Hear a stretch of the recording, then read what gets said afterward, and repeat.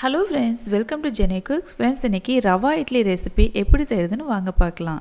இந்த ரவா இட்லி ரொம்ப சாஃப்டாக டேஸ்டியாக இருக்கும். கரெக்டாக 15 மினிட்ஸில் நீங்கள் செஞ்சு முடிச்சிடலாங்க. இட்லி தோசை இல்லாத சமயத்தில் இந்த மாதிரி இந்த ரவா இட்லி வந்து ட்ரை பண்ணி பாருங்கள். ரொம்ப ரொம்ப நல்லாயிருக்கும். உங்களுக்கு வேலை பளுவும் கொஞ்சம் குறையும். இந்த ரவா இட்லிக்கு தக்காளி சட்னி, தேங்காய் சட்னியில் ரொம்ப டேஸ்டியாக இருக்கும். ரவா இட்லி செய்கிறதுக்கு ஒரு மிக்சிங் பவுல் எடுத்துக்கோங்க. அதில் 1 கப் அளவுக்கு வெள்ளை ரவை சேர்த்துருக்கேன். நீங்கள் வறுத்த ரவை, வறுக்காத ரவை எது வேணாலும் எடுத்துக்கோங்க. இப்போ இது கூட 1/2 கப் அளவுக்கு தயிர் சேர்த்துக்கோங்க. ரொம்ப புளிச்ச தயிர் சேர்க்காம புது தயிராக சேர்த்துக்கோங்க. இப்போ இதை நல்லா கலந்து விட்டுக்கோங்க.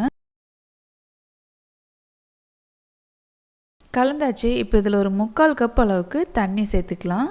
தண்ணி வந்து கொஞ்சம் கொஞ்சமாக சேர்த்துட்டு நல்லா கலந்து விட்டுருங்க.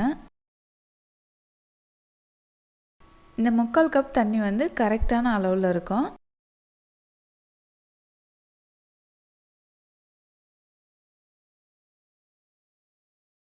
இப்போ பாருங்கள், நல்லா கலந்தாச்சு.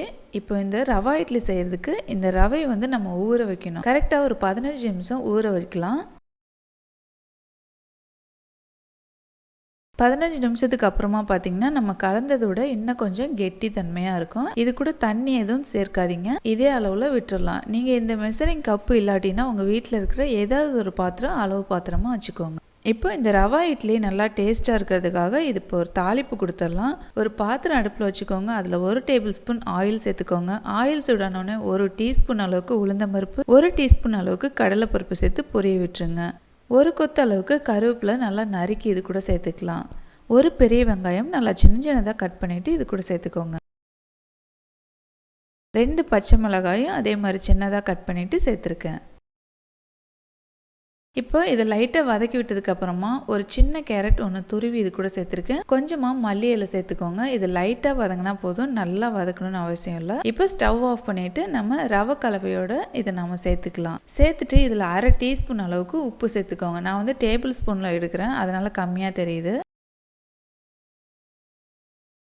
1/4 டீஸ்பூனோட கம்மியாக சோடா எடுத்துக்கோங்க. நீங்கள் சமையலுக்கு பயன்படுத்துகிற சோடாவாக இருக்கலாம், அல்லது பேக்கிங்க்கு வாங்குகிற பேக்கிங் சோடாவாக இருந்தாலும் பரவாயில்ல. ரெண்டும் கிட்டத்தட்ட ஒன்று தான். இதெல்லாம் சேர்த்துட்டு நல்லா கலந்து விடுங்க. அப்போ தான் உப்பு, அந்த சோடா எல்லாம் எல்லா பக்கமும் படும்.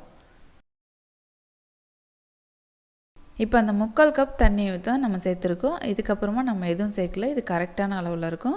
இப்போ நம்ம இட்லி ஊற்றிக்கலாம். நான் எப்போவுமே துணி போட்டு தான் இட்லி ஊற்றுவேன். எனக்கு இதுதான் பிடிக்கும். உங்களுக்கு எப்படி விருப்பமோ அந்த மாதிரி செஞ்சுக்கோங்க. துணி போட்டு ஊற்றுற இட்லி வந்து ரொம்ப பெருசாக இருக்கும். அதனால் எனக்கு 7 இட்லி நல்லா பெரிய சைஸில் கிடச்சிருக்கு. இப்போ இட்லி பாத்திரத்தில் தண்ணி நல்லா கொதிக்குது. நம்ம இட்லி தட்டை வச்சுட்டு மூடி போட்டு கரெக்டாக 15 நிமிஷம் நம்ம மீடியம் ஃப்ளேமோட கொஞ்சம் அதிகமாக வச்சுட்டு வேக வைக்கலாம். 15 நிமிஷத்தில் நம்மளோட ரவா இட்லி சூப்பராக தயாராகிரும். 15 நிமிஷத்துக்கு அப்புறமா இப்போ பாருங்கள், ரவா இட்லி ரொம்ப அருமையாக வெந்து வந்திருக்கு. ஃப்ரெண்ட்ஸ், கண்டிப்பாக நீங்களும் இந்த ரெசிபியை ட்ரை பண்ணி பாருங்கள். இப்போ கொஞ்சம் ஆற விட்டதுக்கு அப்புறமா இந்த துணியை வந்து எடுத்துருங்க. சூடாக எடுத்திங்கன்னா துணியில் வந்து ஒட்டும். சூப்பரான ரவா இட்லி ரெசிபி ரெடி ஆயிடுச்சுங்க. இதுக்கு சைடிஷாக எந்த சட்னி வேணாலும் வச்சு சாப்பிடுங்க. தக்காளி சட்னி, தேங்காய் சட்னி ரொம்ப அருமையாக இருந்தது. இந்த ரெசிபி உங்களுக்கு பிடிச்சிருந்தா இதுக்கு ஒரு லைக் கொடுங்க. மறக்காமல் கமெண்ட் பண்ணுங்கள். தேங்க்யூ.